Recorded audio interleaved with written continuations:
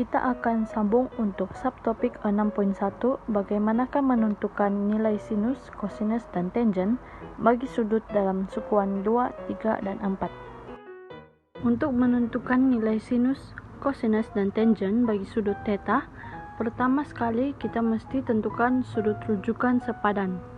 Lepas tu kita tentukan tanda positif atau negatif bagi sinus, kosinus, dan tangen bagi sudut dalam sukuan 2, 3, dan 4.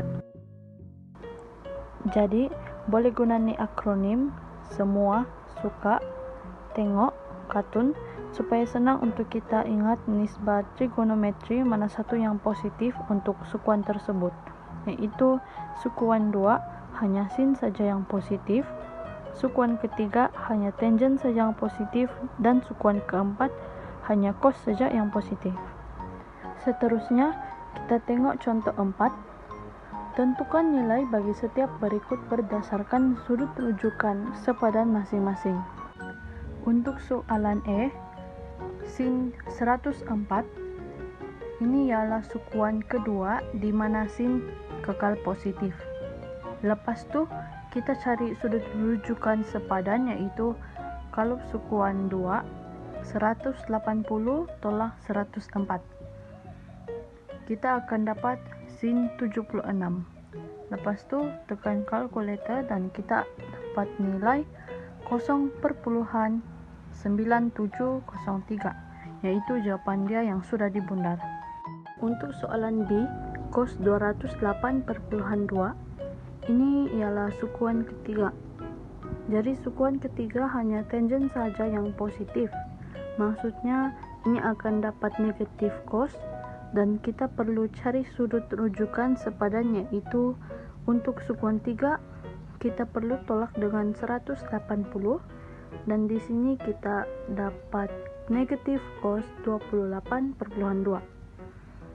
Lepas tu tekan kalkulator, kita akan dapat negatif 0.8813. Soalan C pula, ini ialah sukuan keempat.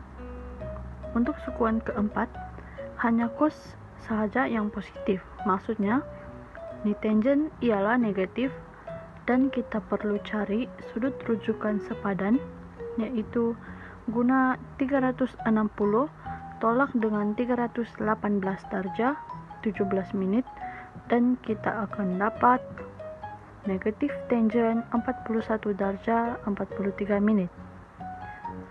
Lepas tu tekan kalkulator dan kita akan dapat nilai negatif 0.8915, iaitu jawapan yang sudah dibundar. Seterusnya, bagaimanakah menentukan nilai sinus, kosinus, dan tangen bagi sudut dalam sukuan 2, 3, dan 4 yang sepadan dengan sudut 30 darjah, 45 darjah, dan 60 darjah. Ini berkaitan dengan bab 5 tingkatan 3, sebab masa ni kita sudah belajar cara untuk tentukan nilai sudut, terutamanya 30 darjah, 45 darjah, dan 60 darjah berdasarkan segitiga ni, yaitu ada segitiga sama kaki dan segitiga sama sisi. Saya akan teruskan kepada contoh 5. Tanpa menggunakan kalkulator saintifik, tentukan nilai bagi setiap berikut berdasarkan sudut rujukan sepadan. Jadi kita mesti tahu dari mana datang sudut ni, sebab jawapan kita nanti berdasarkan jadual ini. Soalan E, kita tahu cos 150 ialah pada sukuan kedua. Jadi di sukuan kedua, cos tu ialah negatif. Lepas tu tulis negatif cos, sudut sepadan kita 180, jadi 180 tolak dengan 150, kita akan dapat negatif cos 30. Kemudian kita tengok jadual nisbah negatif cos dan sudut 30 darjah. Kita dapat punca kuasa 3/2. Jadi jawapan kita ialah negatif punca kuasa 3/2. soalan B pula, 225 tu dari sukuan ketiga. Jadi, tangen di sukuan ketiga ialah positif.